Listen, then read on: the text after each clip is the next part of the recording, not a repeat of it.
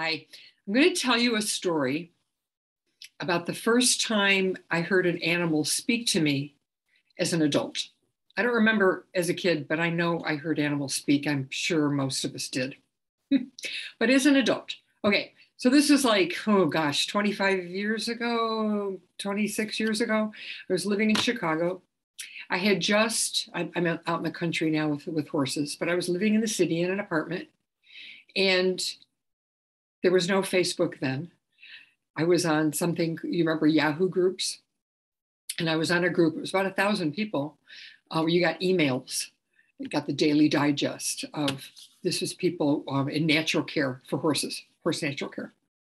And I'd met a woman who had been talking about her horse, Buddy, and his nickname was the General, because he's a very stoic elder gentleman, a Palomino quarter horse, who had been bitten by a brown recluse spider.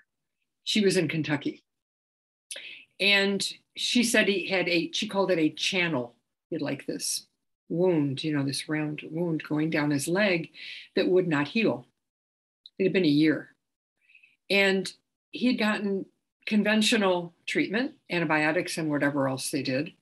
And I mean, he didn't die, so that was good, but it wasn't healing. It was draining, and for a year, he was in pain. And she said he'd become extremely depressed. He'd also gotten homeopathic treatment that hadn't worked. She'd tried everything. And again, this is a natural list. So she was trying everything after the conventional didn't work. So she was just talking about, she didn't know what she was going to do. He was so depressed.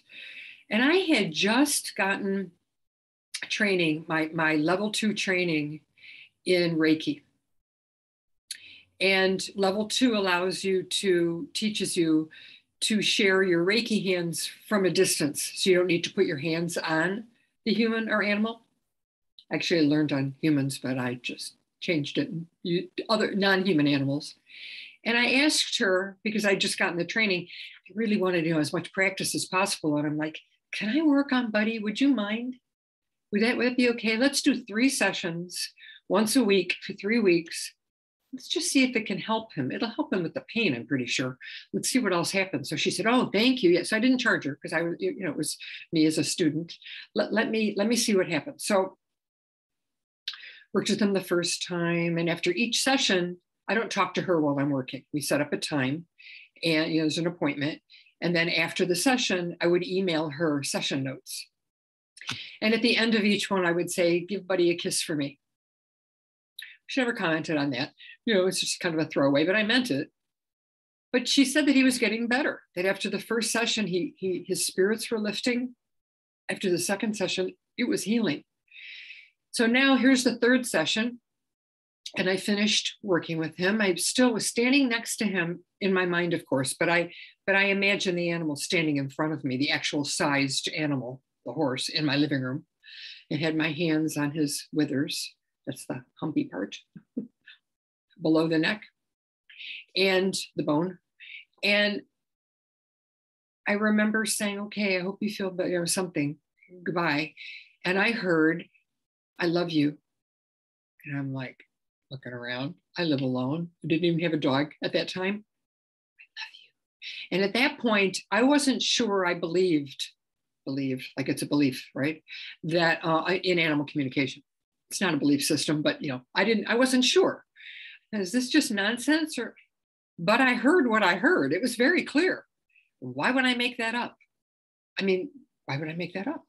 So when I wrote up the notes, I was a little tentative, but I have a rule.